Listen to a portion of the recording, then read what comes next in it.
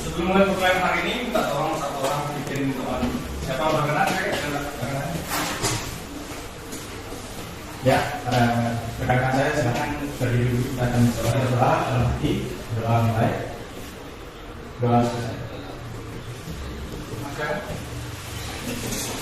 Ya, hari kita ketemu lagi. Hari ini adalah pertama semester 4. Jadi kita ketemu lagi dalam mata kuliah yoga. Belum lanjut, saya mau absen dulu. Absen siapa? Ya, saudara. Ya. Kemudian Francisca. Oke, sudah. Ya, jadi kita langsung materi untuk pertemuan pertama. Sebelum masuk ke pembelajaran yoga, saya ingin tanyakan dulu sampai mana pemahaman dari teman-teman di sini terkait yoga. Ada yang mengetahui apa itu yoga? Satu orang? Silakan. Yang saya ketahui yoga itu berarti menghubungkan diri dengan diri saya sendiri. Di dalam yoga juga ada yang namanya asanga yoga. Asanga yoga ini adalah apa tingkatan dalam melakukan yoga. Tingkatan yang pertama yaitu yama yang berarti mengenai diri dalam tingkat jasmani. Kemudian ada yama mengenai diri dalam tingkat rohani. Kemudian asana serta tubuh kita pada saat melakukan yoga. Kemudian pranayama itu pengendalian nafas. Kemudian ada pratyahara itu pengendalian objek indera. Kemudian ada dharana itu memfokuskan pikiran pada satu objek. Yang kemudian yaitu dhyana yaitu objek yang sudah difokuskan tadi kembali kita tidak tergoyahkan lagi. Kemudian ada samadhi yaitu tingkatan tertinggi dalam yoga. Terima kasih begitu. Jadi ternyata banyak sekali yang sudah disampaikan tadi gitu ya. Mungkin berhubung ke ketua yoga, jadi banyak tahu tentang apa itu yoga. Selanjutnya sebelum masuk ke materi yoga sudah kita perkenalkan materi yoga. Kemudian sekarang saya akan tampilkan terkait materi yoga.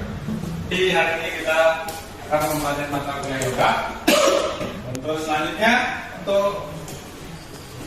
kompetensi akhir dan indikator, saya sampaikan di sini yang pertama, mahasiswa mampu memahami konsep dasar dalam yoga secara logis dan sistematis. Untuk indikatornya, kalian akan menjelaskan pengertian yoga, menjelaskan mitologi secara perkembangan yoga secara sistematis, kemudian menjelaskan manfaat yoga secara logis, yang terakhir menjelaskan tujuan yoga itu sendiri. Kita jawab. Ya.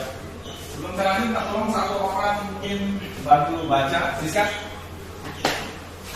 Yoga berasal dari suku kata yud yang berarti penyatuan atau yukti, penyerapan atau yudhyate, hubungkan atau yunakti, dan pengendalian atau yojyanti. Secara umum yoga diartikan sebagai tindakan dalam menyatukan atau menghubungkan diri dengan seseorang atau Tuhan. Ya, jadi yang sudah dibaca bahwa yoga memiliki pengertian yang pertama ada yukti, penyatuan antara Atman dengan Brahman, yudhyate, penyerapan, bisa terkait dengan penyerapan energi, penyerapan Atman kepada Brahman juga, yunakti, menghubungkan, jadi menghubungkan antara fisik dengan pikiran dengan jiwa, bisa disambungkan sana. Dan selanjutnya ada pengendalian, yudhyate, jadi dalam yoga juga ada pengendalian. Biasanya orang-orang yang kita ketahui melakukan yoga itu melakukan pertapaan dan lain sebagainya. Di sini secara teoritis yoga dikenal sebagai suatu siklus pengendalian Atman menuju Brahman. Untuk pengertian secara teoritisnya. Itu secara yang teknis, saya sampaikan di sini bahwa yoga salah satunya ada Swami Yogananda, kemudian ada Vipassana, kemudian Paramahansa Yogananda dan banyak lagi lainnya. Jadi beliau-beliau inilah yang memperkenalkan yoga di dunia barat, sehingga yoga dapat terkenal dan diterima oleh masyarakat luas bahkan seluruh dunia hingga saat ini. Untuk konsep dasar yoga kita akan membahas tentang mitologi yoga. Terkait mitologi yoga ada yang tahu kira-kira? Ya, silakan. Di sini terdapat dua mitologi yoga. Yang pertama itu mitologi yang pertama, Dewa Siwa adalah pendiri yoga, termasuk asana. Beliau menciptakan asana dan mengajarkan pada muridnya yang pertama yaitu Parvati. Selanjutnya itu mitologi yang kedua, yaitu Mahasi Patanjali merupakan reinkarnasi Adi Sesa atau Sesa Naga Sri Wisnu. Ya, itu tadi penjelasan dari Aditya ya. Jadi memang benar ada dua mitologi yoga yang dikenal dalam konsep agama Hindu. Yang pertama itu mitologi di mana dikatakan Dewa Siwa sebagai pencipta yoga, dan itu terdapat 8.400.000 asana dan dipercaya juga sesuai dengan jumlah reinkarnasi Atman untuk mencapai Brahma atau memperoleh pelepasan atau moksa. Selanjutnya mitologi yang kedua, benar dikatakan bahwa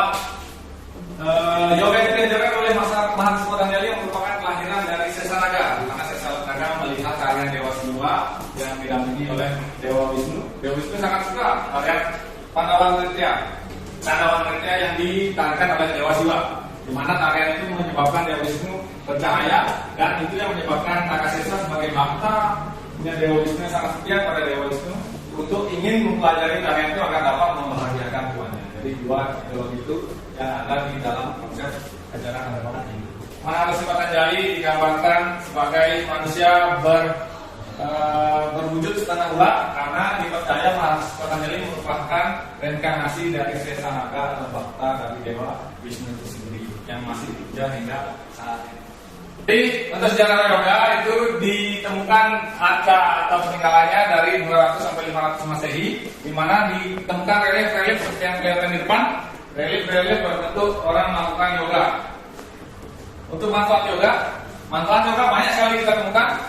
Secara garis besar, manfaat dari yoga itu untuk fisik, mental, dan spiritual. Yang pertama ada fleksibilitas tubuh dan gerak, lebih ke fisiknya, memperbaiki pernapasan, memperbaiki mental dan fisik.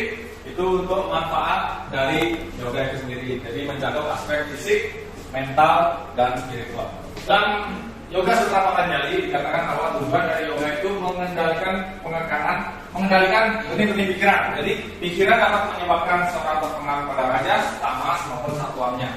Dengan mengendalikan cita atau benih-benih pikiran serta perasaan itu, seorang dapat mengambil sikap yang satuam. Jadi dia dapat bijak dalam menerima keadaan, situasi, atau menyelesaikan masalahnya. Karena kalau misalkan memiliki gangguan pada fisik maupun psikisnya, seorang biasanya akan terpengaruh dalam mengambil keputusan dan menyelesaikan masalahnya, termasuk dalam menjalani hidup ini. Jadi tujuan dari yoga adalah pengendalian diri yang didasarkan pada pengendalian pikiran atau cita.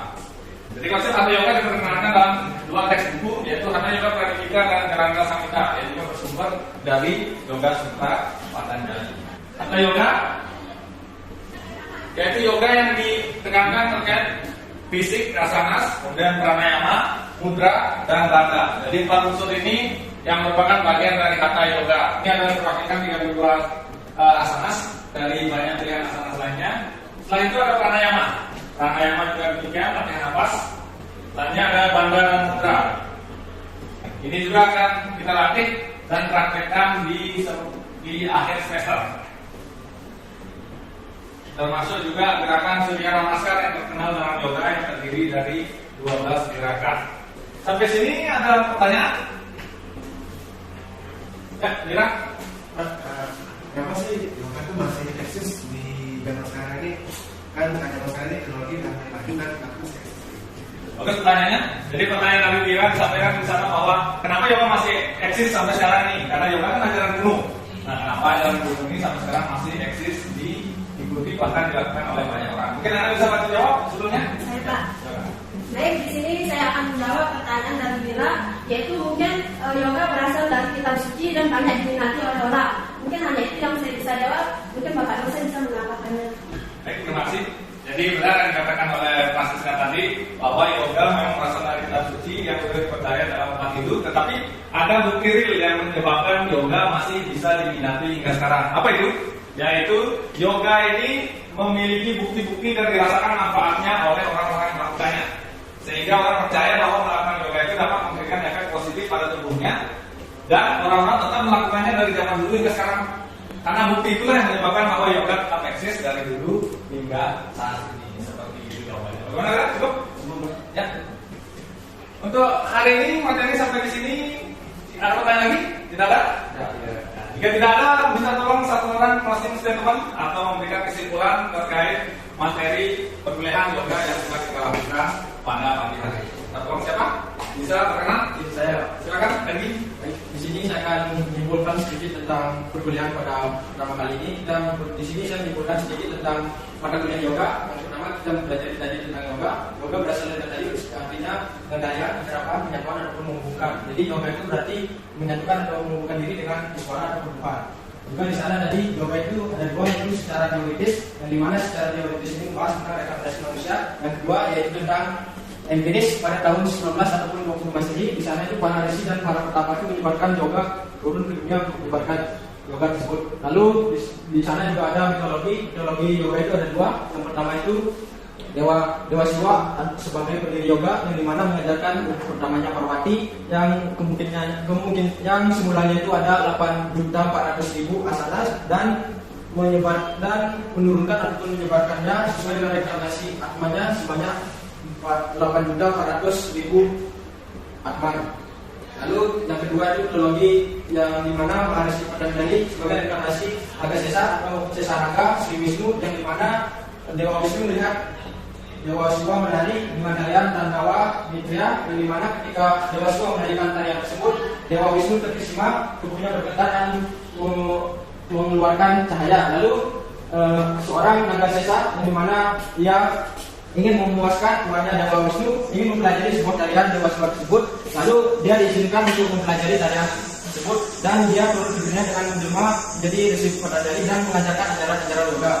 Lalu di sana itu juga ada jadi manfaat yoga. Manfaat yoga itu yang paling intinya itu ada untuk perbaikan fisik, mental dan spiritual. Fisik di sini itu bisa untuk memperbaiki fleksibel tubuh, untuk menjaga berat badan. Lalu untuk mental ini memperbaiki mental dari segi bisa menenangkan pikiran, untuk mengolah stres. Lalu spiritualnya ini untuk memancarkan aura yang baik atau aura yang positif.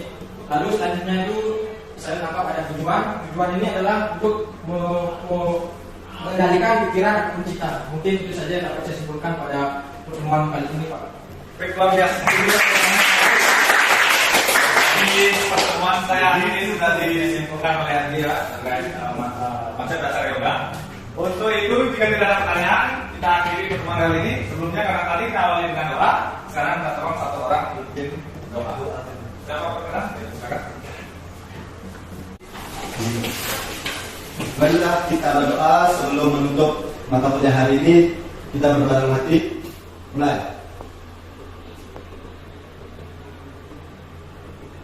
Doa selesai. Terima kasih untuk doanya.